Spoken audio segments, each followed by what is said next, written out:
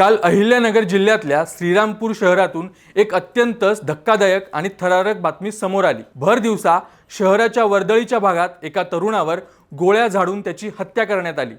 या घटनेनं संपूर्ण जिल्ह्यात खळबळ उडाली। ज्या तरुणाची हत्या झाली त्याचं नाव आहे बंटी हाजी जहागीरदार। हे नाव ऐकल्यावर अनेकांच्या भुवया उंचावल्या असतील, कारण या नावाचा संबंध थेट पुणे बॉम्बस्फोट प्रकरणाशी जोडला गेला होता। काल दुपारी श्रीरामपूरच्या गरीब नवाज कब्रस्तान समोर ही घटना घडली आणि काही तासातच या प्रकरणाला वेगळं वळण मिळालं। आजच्या या व्हिडिओमध्ये आपण या हत्येमागचं नेमकं कारण काय आहे, आरोपी कसे पकडले गेले आणि यामागे खरंच राजकीय वर्चस्ववाद आहे का, हे सगळं सविस्तरपणे समजून घेणार आहोत। नमस्कार, मी लीलाधर आणि तुम्ही पाहताय थोडक्यात। वर्षाचा शेवटचा दिवस होता।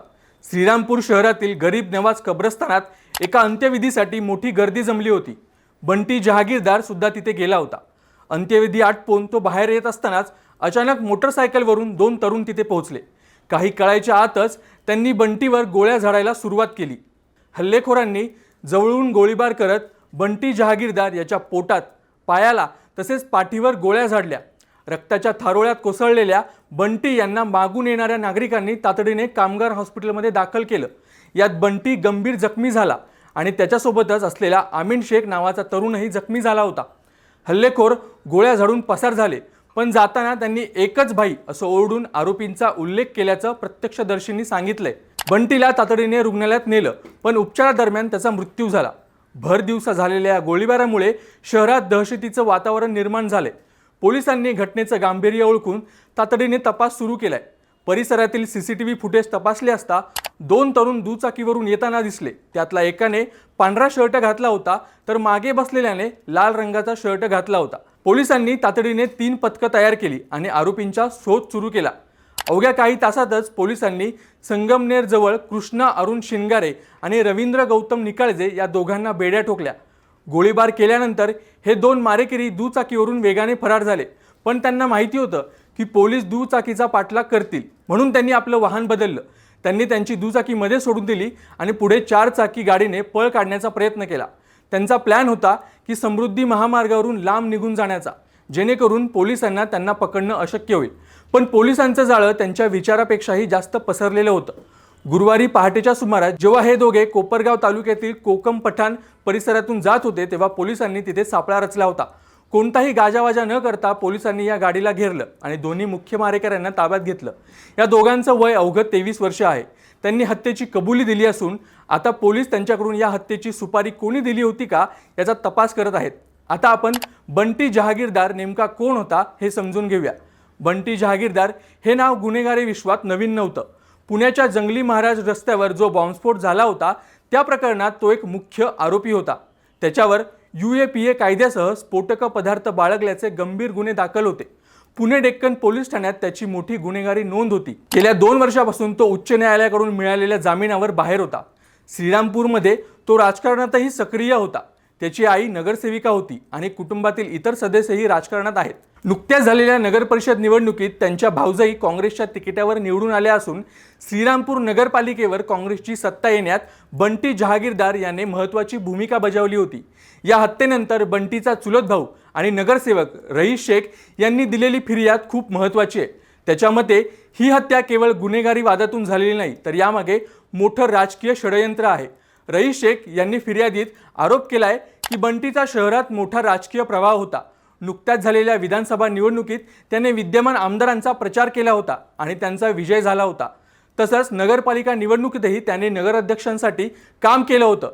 यामुळे शहरातील एका प्रबळ गटाला आपल्या वर्चस्वाला धक्का पोहोचेल असं वाटत होतं।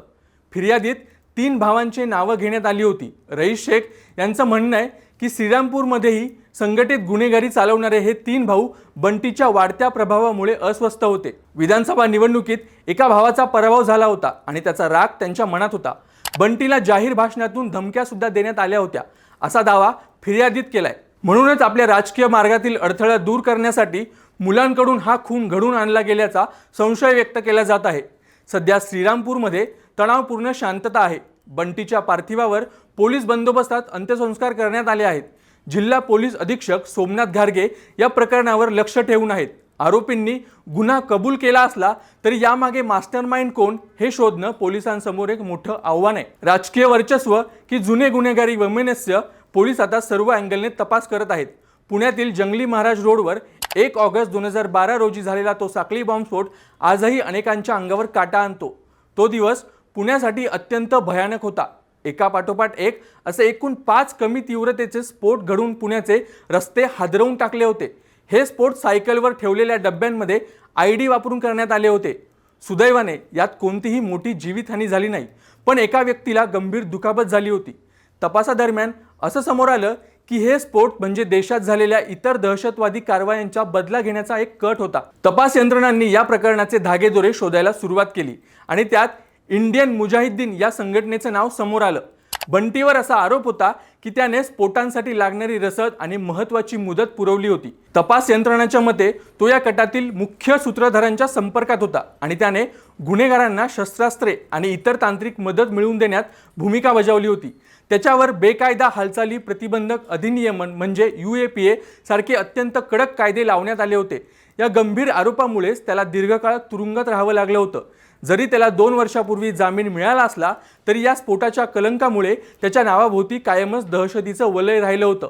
तर मित्रांनो, तुम्हाला काय वाटतं? ही हत्या खरोखरच राजकीय वर्चस्ववादातून झाली असेल की यामागे काही जुनं गुन्हेगारी कनेक्शन आहे? गुन्हेगारी विश्वातील लोकांचा राजकारणातील वाढता हस्तक्षेप लोकशाहीसाठी किती धोक्याचा आहे? यावर तुमचं मत आम्हाला कमेंट्स बॉक्समध्ये नक्की कळवा. हा व्हिडिओ आवडला असेल तर लाईक करा आणि अशाच सखोल माहितीसाठी आमच्या थोडक्यात चॅनलला नक्की सबस्क्राईब करा.